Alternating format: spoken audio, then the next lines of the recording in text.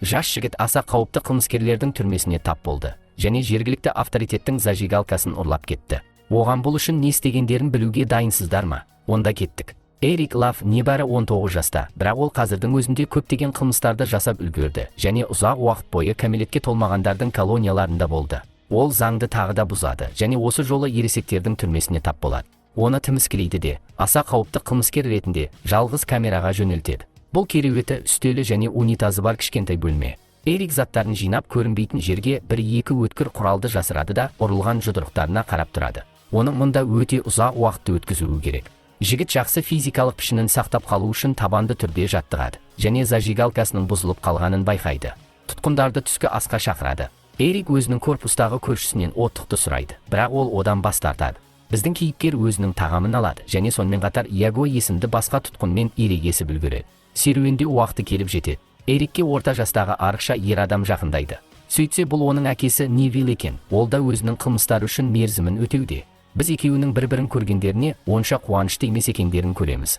Невил өзінің камерасына оралады да өзінің ұлының балалық шақтағы суретіне қайғыра қарайды. Серуеннен кейін тұтқындарға түрме аумағын тағы біраз аралауға рұқсат етіледі. Эриктің мұны істегісі жоқ, сондықтан ол ұйықтауға жатады. Оған корпустағы көршісі кіріп, зажигалканы ұсынады. Алғыс білдірудің орнына жігіт оған шабуыл жасайды. Байғұстың өмір белгілерін көрсетпей жатқанын көргесін, ол оны қарауылдарға сүйрейді. Содан кейін өзінің камерасына қашады. Онда Эрик түрменшіктермен күресуге дайындалып жатыр және үстелдің аяқтарымен қаруланғасын, өзінің камерасын нағыз тұзаққа айналдырады. Камераға каска мен қалқандағы күзетшілер басып кіреді. Жігіт айбарлана төбелеседі және олардың бірін кепілге алады. Эрик тікұшақпен көбірек тәттілерді талап етеді.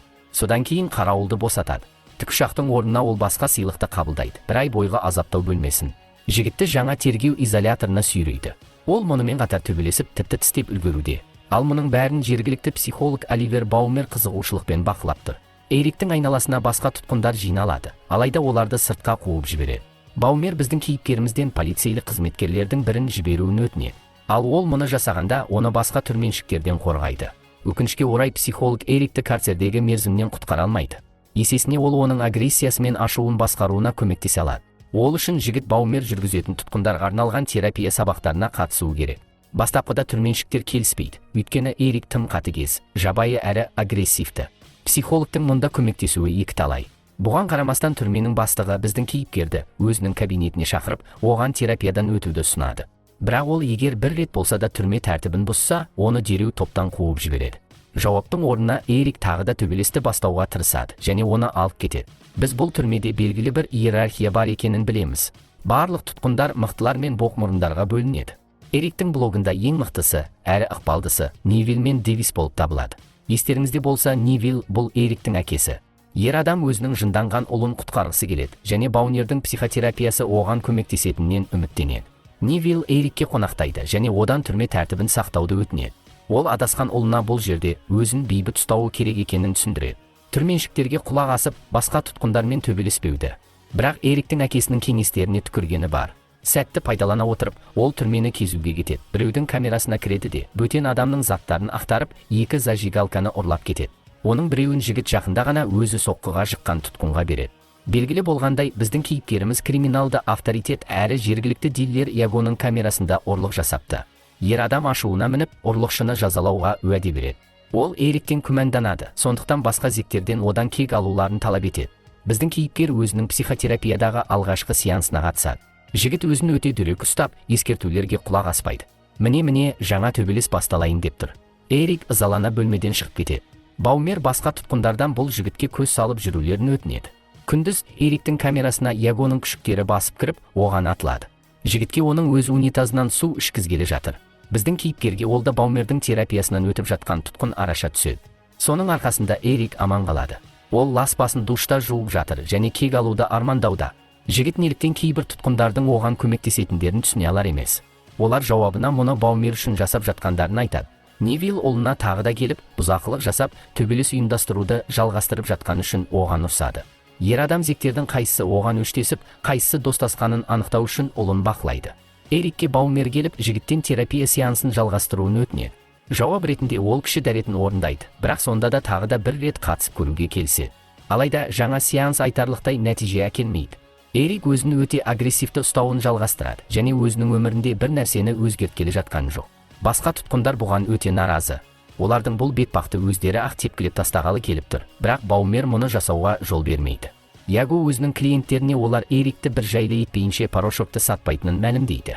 Біздің кейіпкер әкесіне қонаққа келеді, алайда әңгіме тағы да үйлеспейді. Жігіт психотерапия сеанстарына жиі қатысып, өзінің алғашқы жетістіктерін жасайды. Кем дегенде оның басқа тұтқындармен сөйлесуі төбелеспен аяқталып жатқан жоқ. Ал бұл үлкен жетістік. Эрик спорт залда жүйелі түрде жаттығуда. Бұл оның формада болуына және артық агрессиядан құтылуына көмектеседі. Онда Невилл де жаттығып жатыр. Ер адам ұлының жақсы жұмыс істеп жатқанын көріп, оған бірінші рет қуанады. Осындай жаттығулардың бірінен кейін Эрик душ қабылдауға келеді. Оған Ягоның клиенттерінің бірі орланып кіреді және оған шабуыл жасайды. Біздің кейіпкер тұншығып қалады, бірақ жаумен күресуге күш табады. Ер адам оны Ягоның жібергенін мойындайды. Эрик бірден өзінің құпия орнынан бір-екі өткір құралды шығарады да Ягоға беттейді. Бірнеше соққыны қабылдағасын, қорыққан дилер бәріне Денис кінәлі деп өтірік айтады. Әрине, Эрик уақыт жоғалтпастан бірден Дениске атылады, бірақ оны әкесі тоқтатады. Криминалды авторитет Ягоны шақырады. Эрик оған дилердің өтірік айтқанын түсінеді. Денис Ягодан шұғыл түрде басқа корпусқа ауысуын талап етеді. Әйтпесе оған өте жаман бірдеңе болады. Криминалды авторитет жігіттің жолы болғанын түсіндіреді, өйткені оны үнемі ықпалды әкесі қорғайды.